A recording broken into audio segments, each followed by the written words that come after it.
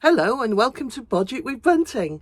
A few weeks ago I experienced error 1 messages on my Stafford kiln controller, and so I gave a well-known company a call and spoke to one of their engineers, and basically the kiln wasn't getting up to temperature.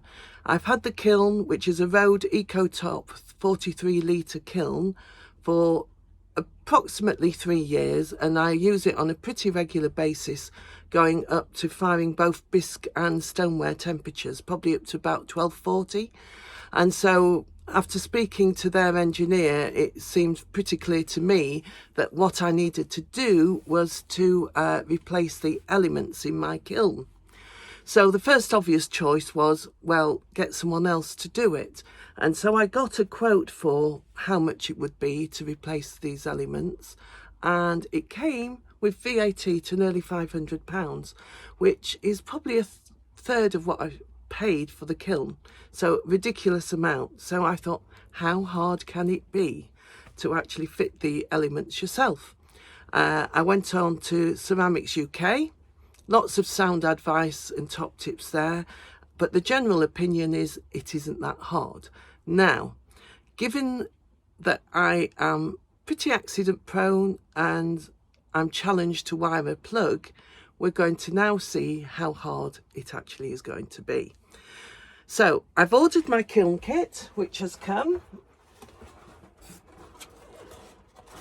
In it is a box of bits and the kiln element, and it's a genuine Rohde one. It's not something that is generic, and it came from Grant at Blue Matchbox, so thank you, Grant.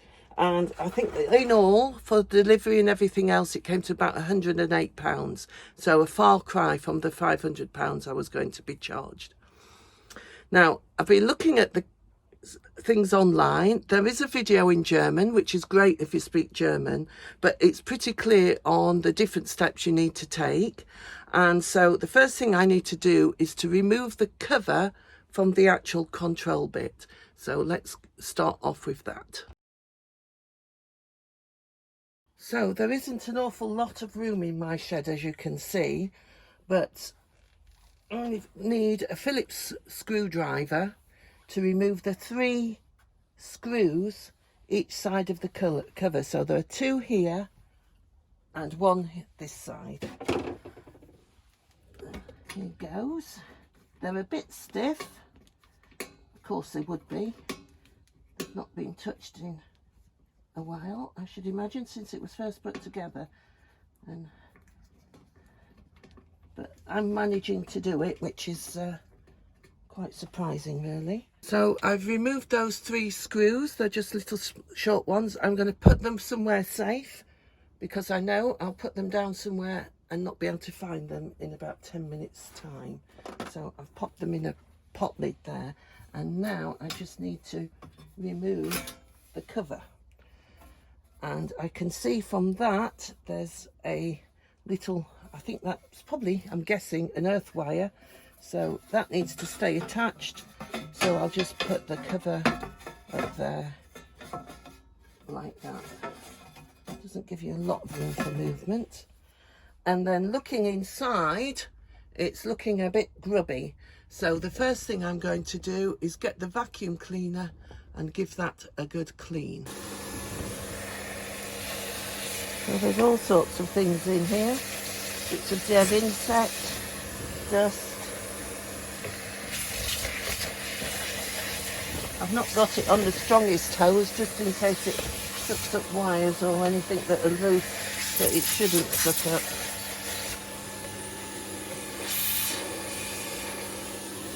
Good old Henry Hoover, which is old, but it still does the job. So now I've taken the dust, I can see a bit clearer. Now to start undoing things. Looking at this, one of the elements comes out here, And so this will need to be unscrewed. And then if we go to the bottom, the other element comes out here, and this will need to be unscrewed. And it looks like to do this, you can see the darn plug, it's just a normal flat-headed screwdriver. So I'm just going to undo those wires. Top tip, if you're not sure, take a photograph of everything before you undo it and then forget how it goes back together again. So let's see which flat-headed screwdriver fits. This is where I wish my eyesight was better.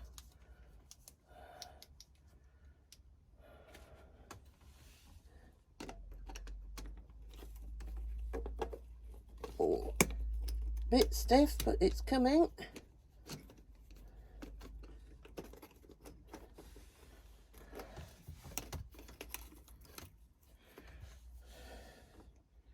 And is it? I'm just undoing the first screw, so that's loose, and I'm trying to see if that will come out. No, I need to undo this one as well, I think.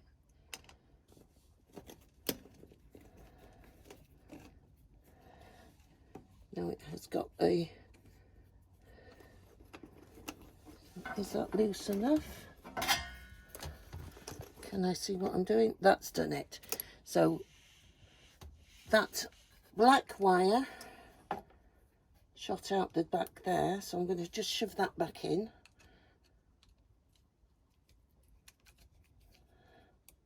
For now. I think these terminal boxes, from what I can see in the box here, they need changing anyway, so I'll probably just take that off and get a new one.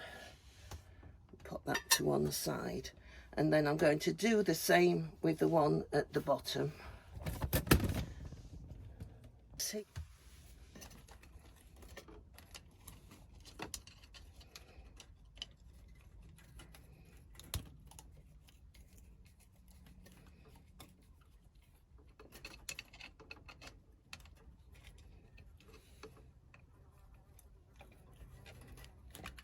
A bit stiff, but here it comes, and there that goes. So I'm going to then straighten these wires with some pliers. I'm assuming this is going to be fairly easy. Trying not to break anything.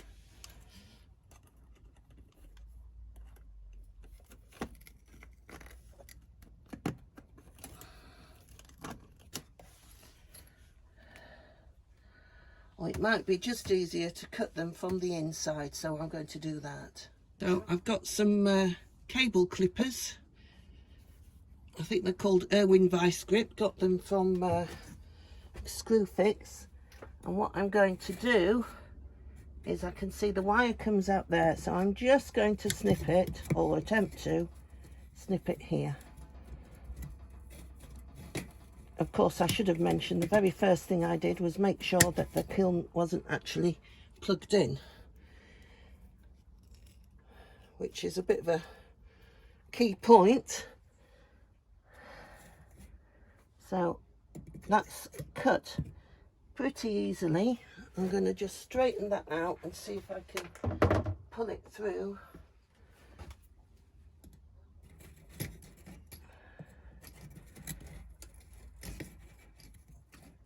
The hole on this side.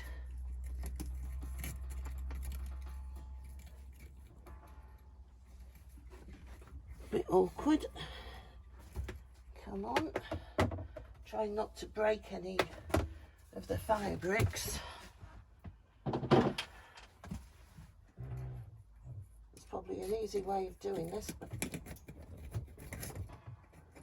bit of a tug and out it comes.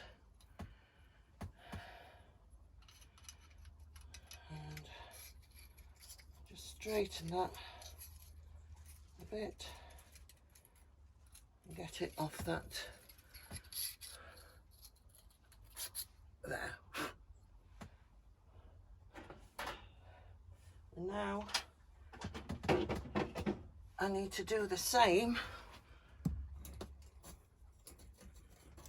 for the bottom bit of wire. Get it in.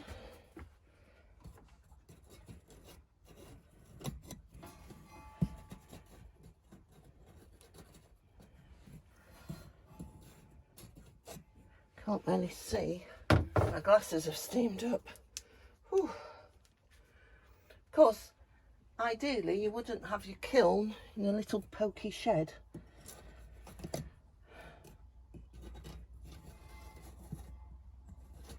You'd have a nice big space so you can actually get at it. Right, that's the wire.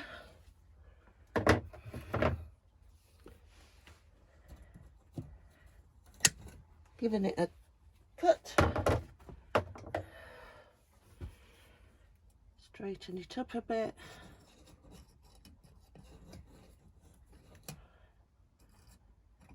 And then I'll give it a pull from the other side.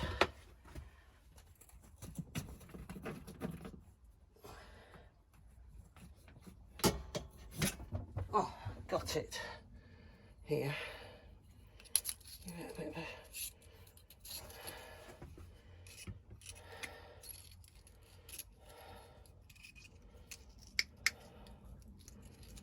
And then that should just come off there like that. Now, the next thing I need to work out,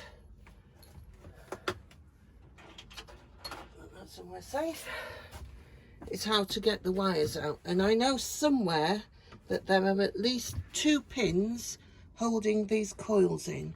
I just need to find them and be able to pull them out with my pliers. I think there's one here from what I can see.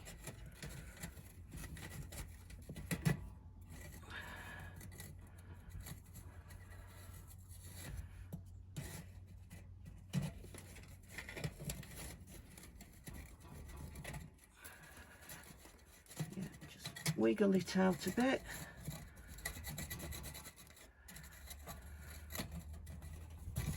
There we go. That's one of the pins.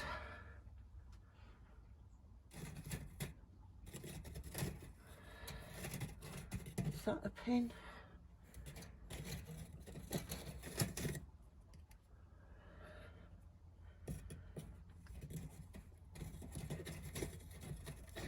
I think it is. I'll give it a pull. At least with the fire brick it's reasonably soft, so they should come out nice and easy, just like that. So I'm going to save these. Well, I think I may have got some in my pack. Let me just check. Yeah, there's loads of these pins, so there's probably a load more somewhere that I need to pull out along the way.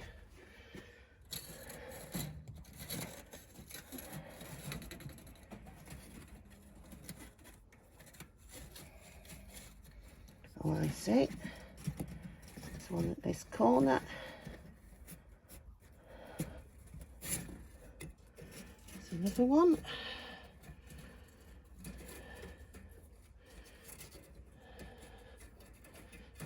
Come on. See how easily that element snaps. It's really quite brittle once it's been fired, but I will save it some. I'm sure it will have its uses for firing things on. Future bead rack or something. Why is it we potters never throw anything out? Right, I'm going to get up a bit close. This is when you wish you had a better back. Try to be gentle so you're not breaking away, but it seems that there's one of these at every junction of that hexagonal.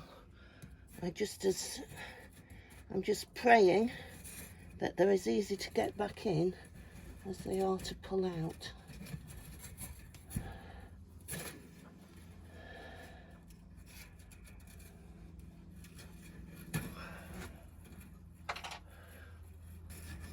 I'm just going around the back here, gently pulling it out. I've got these long nose pliers that seem to do the job quite nicely.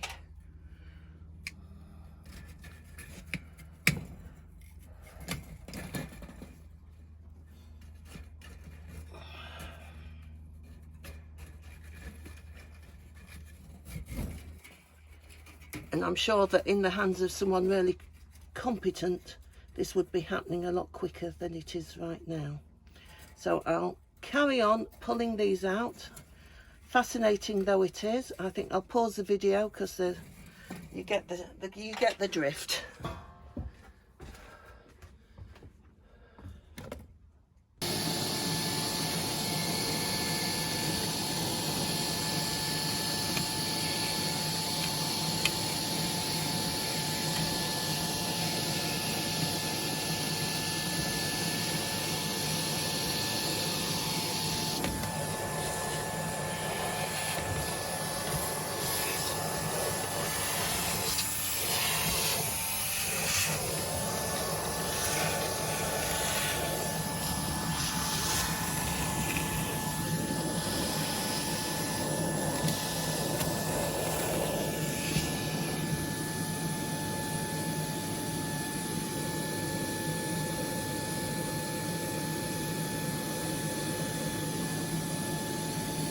Right, well that's it all hoovered out. Now to start putting the elements back in.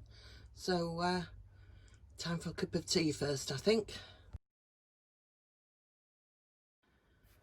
Right, well I managed to not film that bit, which was clever, but basically I started putting the coils in from the bottom, working my way back anti-clockwise.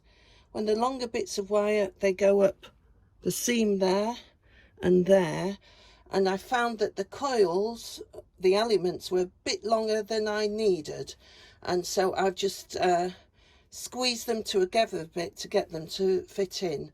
Now all I need to do is get the new pins and pin them on every corner. We'll see how easy that is. Now I'm going to go around putting the clips in. They go in at every sort of angle on every level, and to put them in I've just got some pliers. I'm pushing them over the wire and through into the soft brick, and they're going fairly easily, making sure that I've caught it.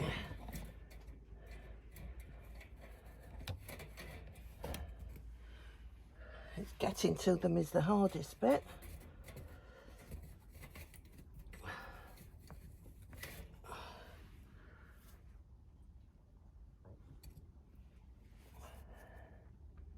Seeing what you're doing.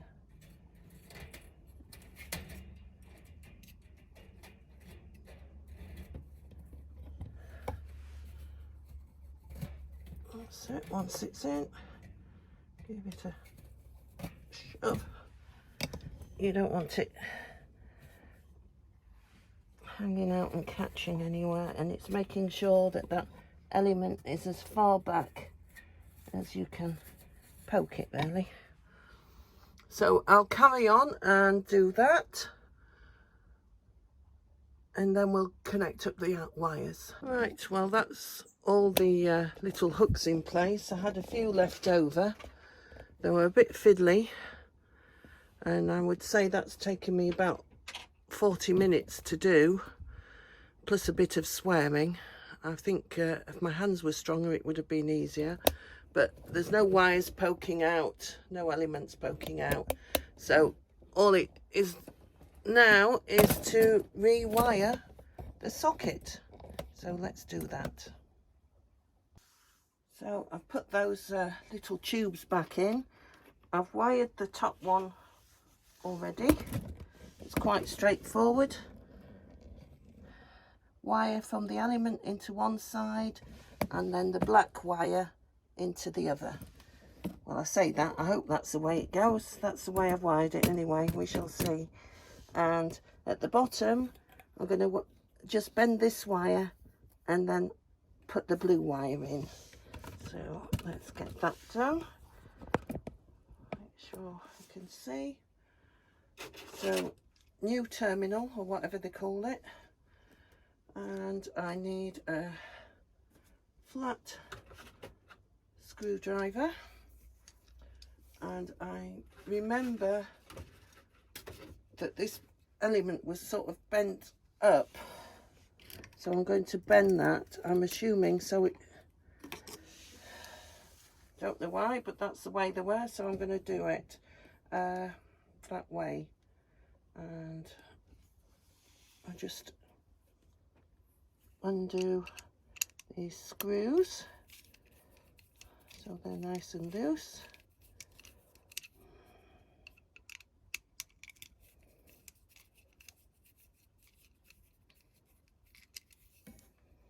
And I'm assuming it doesn't matter what goes in what side.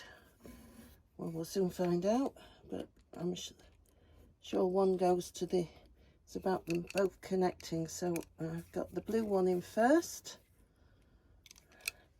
Then I'm going to sit this one on the top. I can get it loose enough.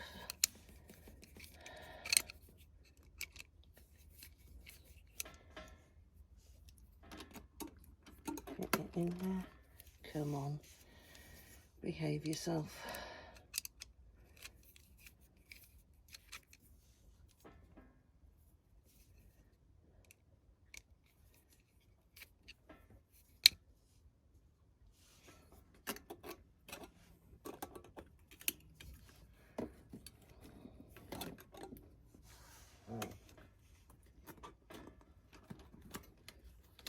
That's it, that's on there. I'm assuming it's in. Tighten it up. And I've been told that to go back in after a couple of firings to retighten these junctions. I suppose the wire changes, shrinks, grows, whatever it does. Oh, that's not on very well. Do that better, Jane. It's always these bits that are the fiddliest.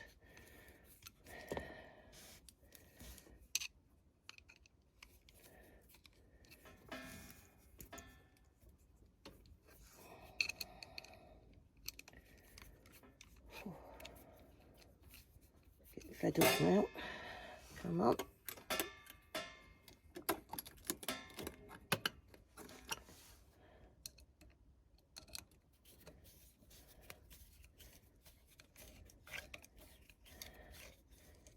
Right, that's got it. Yeah.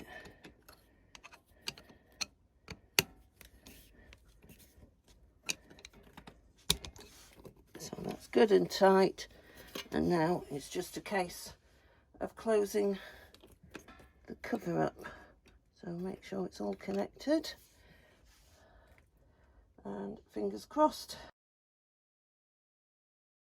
So the cover's back on. I just need my Phillips screwdriver and the screws to go back.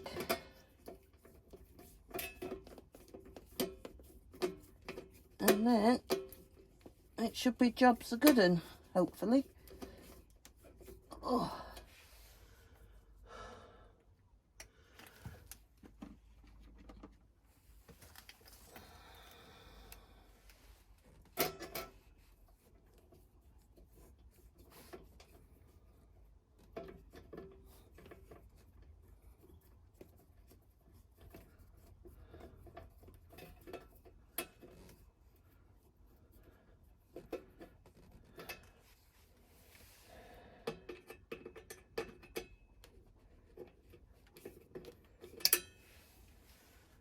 So just the last screw, and then I think we're done.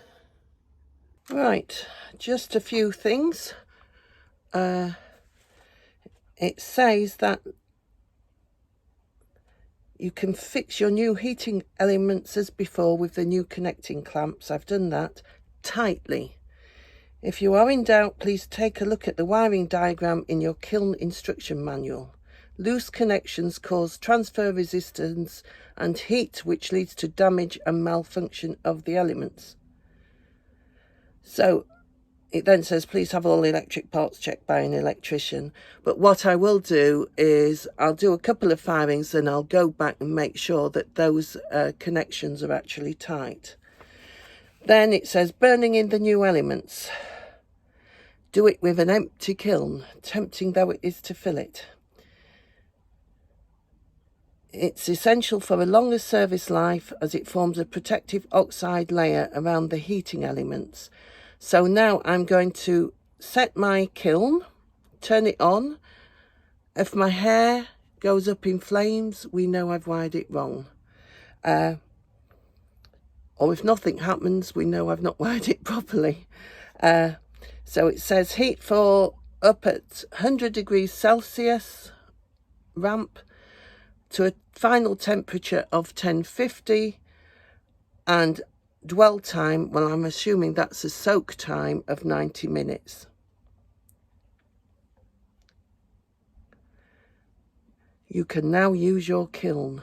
Right, moment of truth. Let's see if this baby actually works.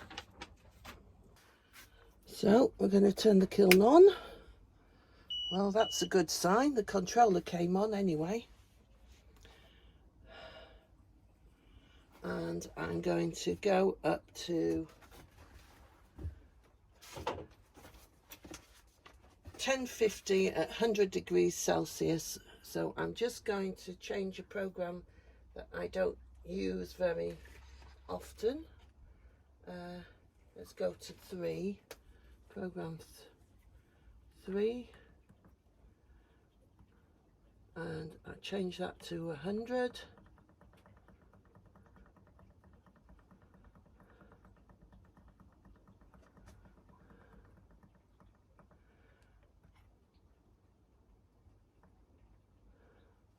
That to 1050.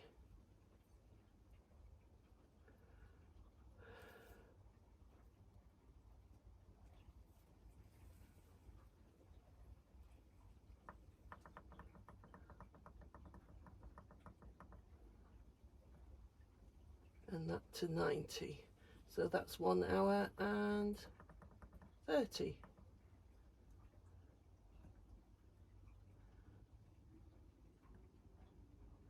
Take that down to 0.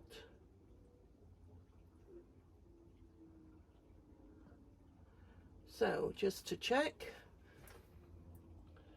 that again.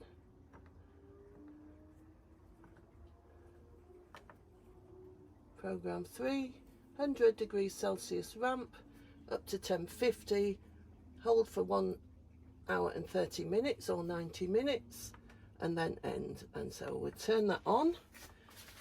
And the good news is there's nothing smoking at the moment. And yeah, it's clicked in. Keep the fingers crossed, and hopefully that's my new elements fitted.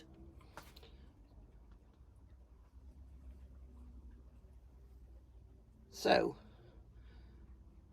after that, well, I would say it's taken me half a day, which isn't bad going considering I'm a pretty useless at anything to do with DIY electrical things, haven't got a clue about, not very practical at all. But I would say I seem to have managed it. I'm not going to touch wood, I'm not going to tempt fate, but the kiln seems to be going. The truth will be if I've still got a shed in the morning or if it's burnt down. But would I do that again? So I got quoted over £500 to change those elements. The elements themselves cost me £110 from Blue Matchbox. Fabulous service, got them within a couple of days. Thank you, Grant. And he gave me the confidence to say, yes, an idiot like me could do it. And they're right, because I did do it. And it all seems to be going well. So save yourself some money, save yourself 400 quid, have a go.